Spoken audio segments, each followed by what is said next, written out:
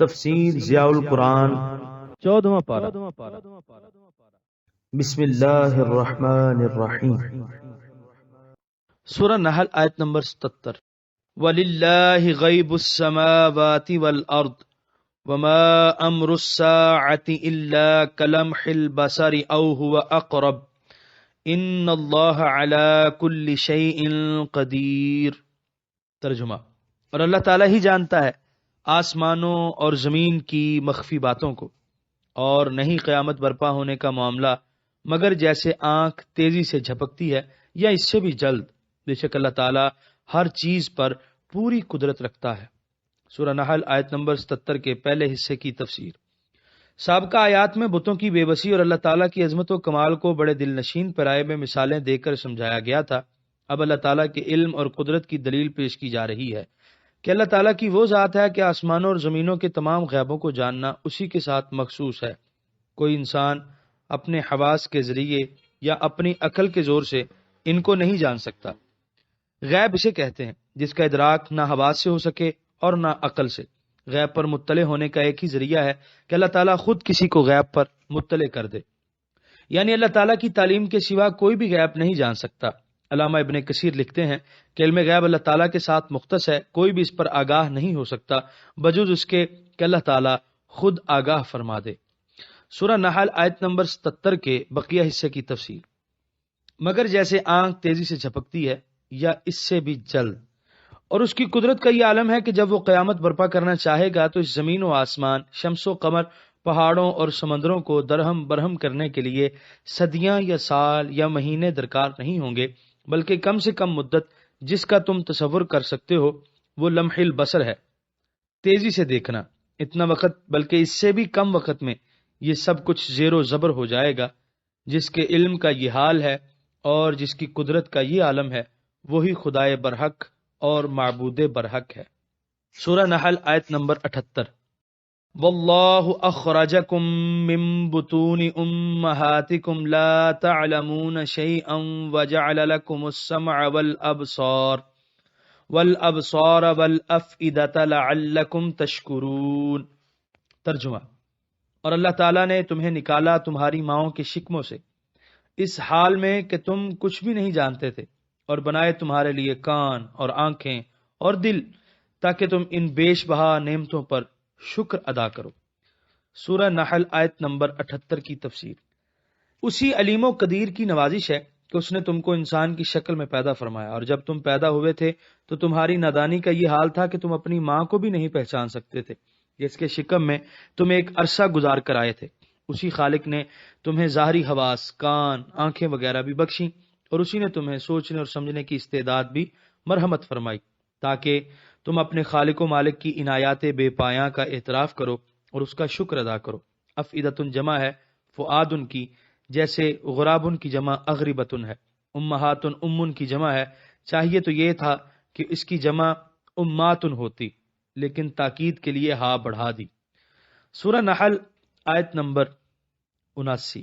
الم یروا الی الطیر مسخرات فی جو السماء ما یمسکہن الا اللہ ان فی ذلک لآیات لقوم یؤمنون۔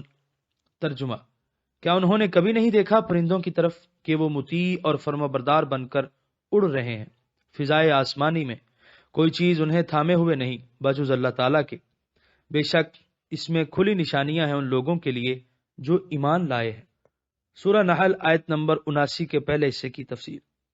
اپنی قدرت کی ایک اور نشانی کی طرف توجہ دلائی کہ تم بلندی کی طرف کوئی چیز کتنے ہی زور سے پھینکو وہ تھوڑی دور اوپر جا کر نیچے گر پڑے گی، کیونکہ ہر ثقیل چیز مرکز زمین کی طرف لوٹتی ہے۔ لیکن فضائے آسمانی میں محو پرواز پرندوں کو دیکھو، یہ نیچے کیوں نہیں گر پڑتے؟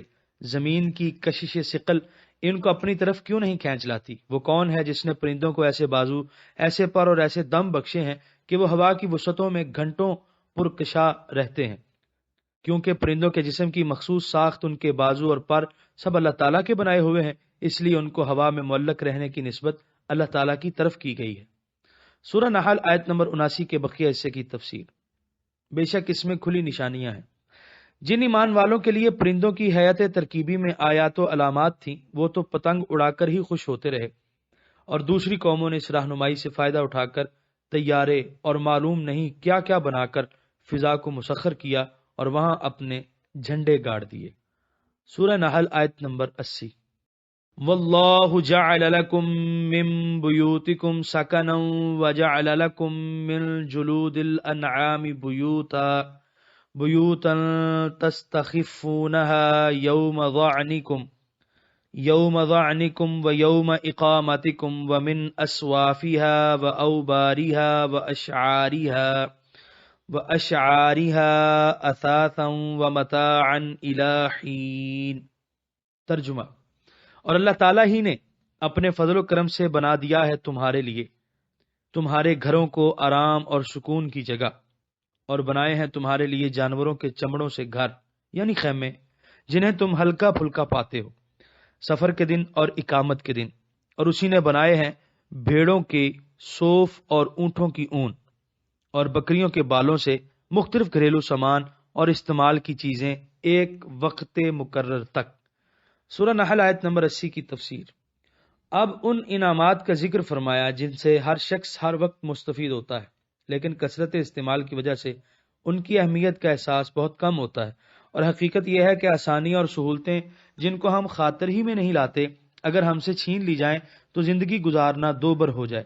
اس آیت میں انہی نعمتوں کی طرف توجہ دلائی جن سے ہم ہر وقت لطف اندوز ہوتے ہیں کہ دیکھو یہ کس کی کرم گستریاں ہیں، اور ساتھ ہی یہ بھی بتلا دیا کہ ان سے دل نہ لگا بیٹھنا، انہیں ایک دن چھوڑنا ہوگا، مبادا اس دل بستگی کی وجہ سے چھوڑتے وقت تمہیں تکلیف ہو، یعنی تم ان کو ہلکا پھلکا پاتے ہو اور چمڑے وغیرہ کے بنے ہوئے خیمے بڑی آسانی سے سفر میں اپنے ہمراہ لے جا سکتے ہو۔ اساس متاع البیت، گھریلو استعمال کا سامان، بسترے، چادریں، لباس وغیرہ۔ سورہ نحل آیت نمبر 81۔ واللہ جعل لکم مما خلق ظلالا وجعل لکم من الجبال اکنانا وجعل لکم سرابیل تقیکم الحر وسرابیل تقیکم بأسکم کذالک یتم نعمتہ علیکم لعلکم تسلمون۔ ترجمہ، اور اللہ تعالیٰ ہی نے بنائے ہیں تمہارے آرام کے لیے ان چیزوں کے سائے جن کو اس نے پیدا فرمایا، اور اسی نے بنائی ہیں تمہارے لیے پہاڑوں میں پناہ گاہیں، اور اسی نے بنائے ہیں تمہارے لیے ایسے لباس جو بچاتے ہیں تمہیں گرمی سے، اور کچھ ایسے آہنی لباس جو بچاتے ہیں تمہیں لڑائی کے وقت۔ اسی طرح وہ پورا فرماتا ہے اپنا احسان تم پر تاکہ تم سر اطاعت خم کر دو۔ سورہ نحل آیت نمبر 81 کے پہلے حصے کی تفسیر۔ اس آیت میں بھی انہیں انعامات کا تذکرہ فرمایا جو روز مرہ کے استعمال میں آنے والے ہیں۔ گرمی کا موسم ہو، چلچلاتی دھوپ ہو، سخت گرم لو چل رہی ہو، آپ کسی گھنے درخت کے ٹھنڈے سائے میں سستانے کے لیے رکیے، آپ کو پتہ چلے کہ سایہ کتنی بڑی نعمت ہے۔ دیواروں کے سائے، مکانوں کے سائے، ہر چیز کا ظل بنا کر تم پر احسان فرمایا۔ پھر پہاڑوں کو بھی ایسا نہیں بنایا کہ سپاٹ چٹانیں ہوں اور وہاں سفر کرتے کرتے گرمی برسنے لگے، برف کا طوفان آ جائے تو تمہیں کہیں سر چھپانے کو جگہ نہ ملے، بلکہ جگہ جگہ غاریں بنا دی ہیں جہاں تم آرام کر سکو یا رات گزار سکو۔ اس نعمت کی قدر و قیمت آپ ان لوگوں سے پوچھئے جن کا بسیرا کوہستانی علاقوں میں ہے یا جنہیں کبھی پہاڑی سفر کا اتفاق ہوا ہو۔ اکنان جمع کن یعنی وہ غاریں جہاں انسان بارش اور ہوا وغیرہ سے بچ سکے۔ سورہ نحل آیت نمبر 81 کے دوسرے حصے کی تفسیر۔ اور کچھ ایسے آہنی لباس جو بچاتے ہیں تمہیں لڑائی کے وقت۔ پھر مزید کرم یہ کیا کہ طرح طرح کے لباس بنائے، کوئی گرمیوں میں پہننے کا، کوئی سردیوں میں استعمال کرنے کا، اور کوئی ایسا لباس فولادی زرہیں وغیرہ جو زیب تن کر کے میدان جنگ میں جاتے ہو اور وہ تمہیں دشمن کے واروں سے بچاتا ہے۔ سورہ نحل آیت نمبر 81 کے بقیہ حصے کی تفسیر۔ تاکہ تم سر اطاعت خم کر دو۔ وہ کریم جو ہر حال میں تم پر اپنی نعمتوں کا می برسا رہا ہے، جسے تمہاری ہر چھوٹی اور بڑی ضرورت کا خیال ہے، جھک جاؤ اس کے حضور میں اور اس کے احکام کی اطاعت کو اپنا شعور بنا لو۔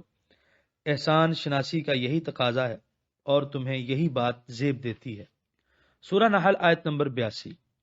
فَإِن تَوَلَّوْا فَإِنَّمَا عَلَيْكَ الْبَلَاغُ الْمُبِينُ۔ ترجمہ، اگر ان روشن دلائل کے باوجود وہ منہ پھیریں تو فکر مند نہ ہو، آپ کے ذمے تو صرف وضاحت سے پیغام پہنچانا ہے۔ سورہ نحل آیت نمبر 82 کی تفسیر۔ اپنے حبیب کریم صلی اللہ علیہ وسلم کو تسلی دیتے ہوئے فرمایا کہ اگر گوناگوں انعامات اور پہم نوازشات کے باوجود وہ دین حق کو قبول نہیں کرتے اور اللہ تعالیٰ کی توحید پر ایمان نہیں لاتے تو آپ پریشان کیوں ہوتے ہیں؟